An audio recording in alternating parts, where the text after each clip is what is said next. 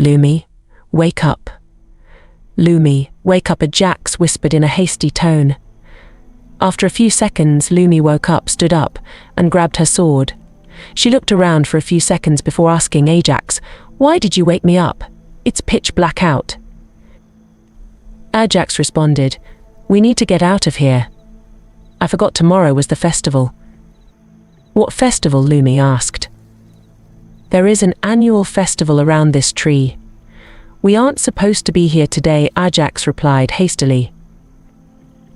The two of them quickly and silently went around the tree towards the forest just as two men came, seemingly looking for people. As the two men looked around the tree, they eventually left. Both Lumi and Ajax then left for town. After 2 hours of walking, it began to be sunrise.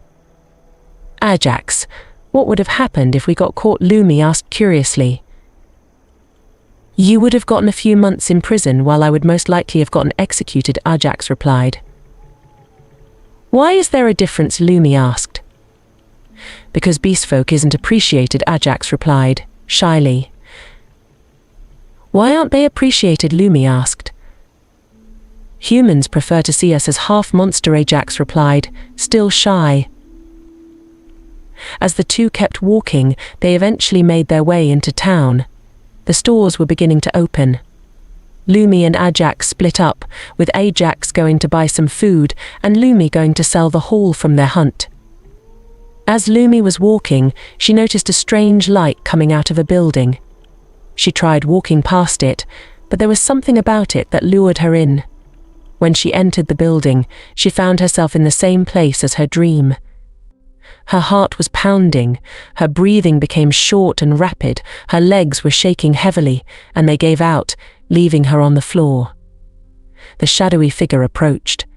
She tried to stand up, but her legs didn't want to work. She tried screaming for help, but her voice was gone. The figure finally got to her and ripped out her soul, right before starting to crush it. The pain Lumi felt was exceedingly painful. As her vision was blurry, she got a feeling that this figure was smiling, enjoying her suffering. After a few seconds of this, the figure stopped crushing her soul and just stared at her. What do you want with me?" Lumi finally managed to speak. For only a few moments it was completely silent, but for Lumi it felt like an eternity. Finally, the figure spoke in a cold and calculative voice, breaking the silence. "Your reaction was not how you would react normally unless you knew what would happen." Lumi was surprised that this figure knew her so well. She didn't know how to respond, but finally she stammered out, "I had a dream about a week ago. This happened in the dream." The figure took a few steps back before responding in the same tone. "Premonitions are possible, but they don't work against me unless you have a hidden type ability." "There is no way. Someone as weak as me couldn't have a hidden type," Lumi replied. The figure began to walk away, saying, "We will meet again. Till then, Lumi."